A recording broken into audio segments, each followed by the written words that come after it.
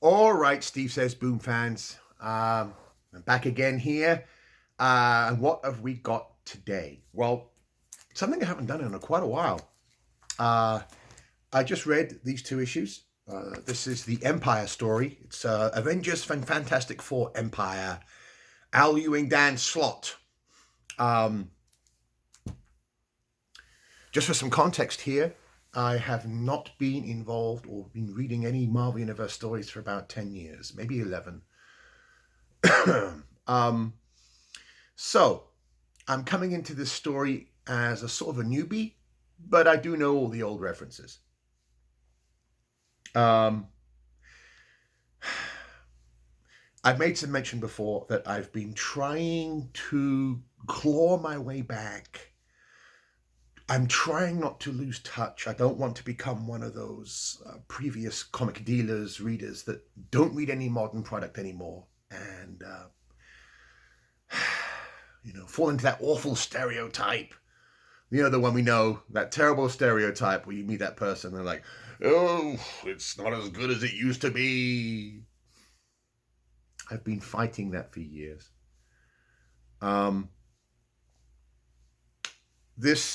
Reading this after all these years reminds me of an old Star Trek Next Generation episode. All right, forgive me if you haven't seen Star Trek Next Generation. There was an episode where Scotty, who'd saved his own life by turning himself into energy, was brought back to life again in Picard's time. And the episode revolved around how he, as this archaic legend, dealt with being in the future and being out of his depth. And I remember,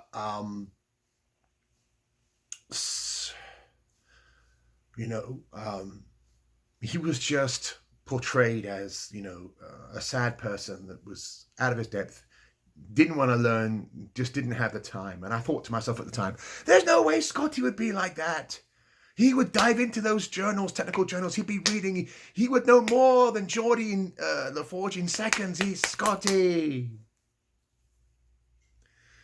I was sure that the writers had got his character wrong back then.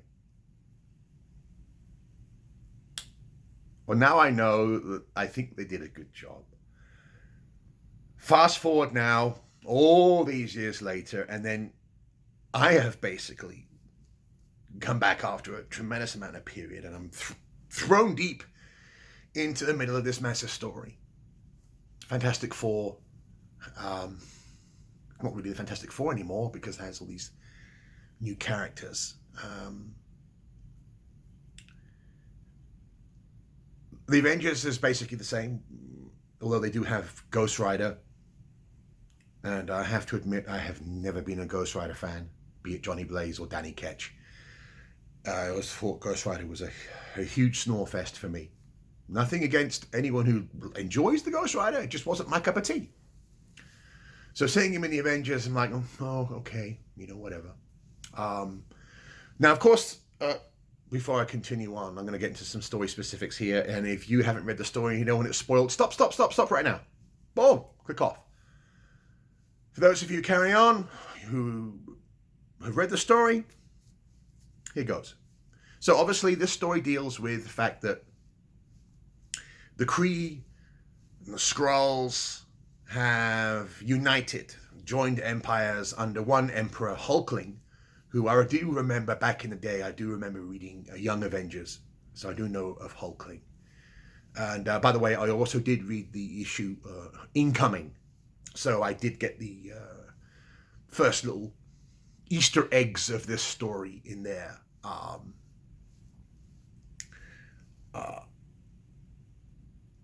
Again,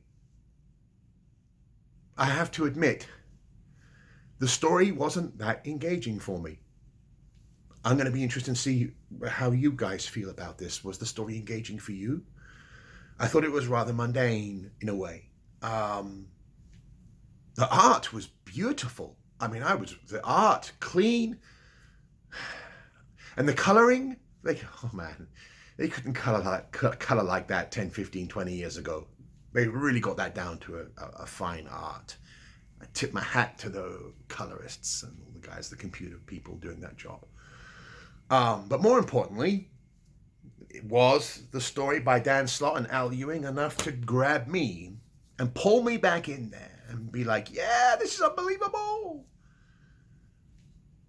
So just in case, for those of you who don't know, the Hulkling, or the new Empyre, under the supervision of the Super Skrull and another Kree, is going to Earth, to the moon, to the blue area of the moon, to destroy the Kote race of plant beings that we've known since the Steve Englehart era of Avengers back in the 70s.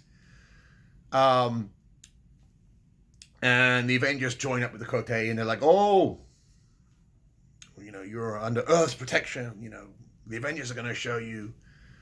And it quickly gets to one of the little things that always bugs me. You have these two huge, incredibly ancient empires, the Kree and the Skrull. And Tony Stark creates this little bit of software, and he's able to jam and get into all their software and stop everything from working. And it's like, really? Those empires have been around for hundreds and hundreds and hundreds of thousands of years, millions and millions of years. We've been around like this long. So right away, they're negated by Tony Stark, So it's like, okay, well, it's not really a big threat, is it? Now, of course, what I didn't realize in the end was that the Avengers had teamed up with the wrong people, and the Koteo decided that they're going to unleash this demon killer plant life form, whatever it is, and they're going to destroy life forms and replace them with clean and pure plants. So the Avengers get duped. The Kree and the Skrull almost get completely wiped out by all these plants.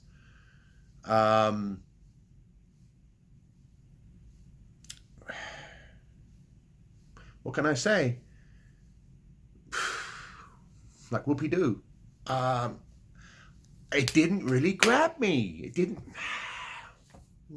And I don't know what, I've read issue 1 and 2 here, and in issue 1 it tells you how many issues there are in phase 2 and phase 3. There's so many different issues that, you got to follow. And I have to be truthful here. I don't have the inclination to follow all those different crossovers and stories for this story. It's not that engaging to me after the 2 issues. Now, I might be wrong, but maybe by issue 3, there'll be some twist and some turn that can grab hold of my imagination and say, yes, come on into this story. It's sort of tailor-made for me, all that continuity stuff. I should be foaming at the mouth for this. It just hasn't done anything for me. So, I'm curious. I want to see here on the Steve Says Boom channel. Are you guys loving this story? Am I out of my element? Have I turned into Scotty, completely out of my depth, out of my time? Or is the story rather mundane and, plodding? I'm really curious to find out where I am in the modern world and in terms of conversation with other people and collectors, readers. It's funny being on the outside, coming in after 10 or 11 years of not reading and coming in. Have I been away too long? We'll see. I am going to read issue 3, 4. I'm probably going to finish the story off. I'm not going to read all those different crossovers in the hope of something earth-shattering, something clever enough, something that I can't think of that they're going to do that will turn this story around and make me go, oh my word, wow, that's brilliant. I know this is supposed to be a bridging point. I spoke with Dan Slott a couple of months ago. We had a long conversation. He was excited about what was happening here. It was going to set up a lot of stuff that he was talking about that he was going to unleash in the Fantastic Four. So, come on, Dan. I'm hoping you can impress me. So anyway, let me know how you guys feel. I am going to be fascinated to read these comments, and I want to find out I want to get the temperature of where I am right now. Boom!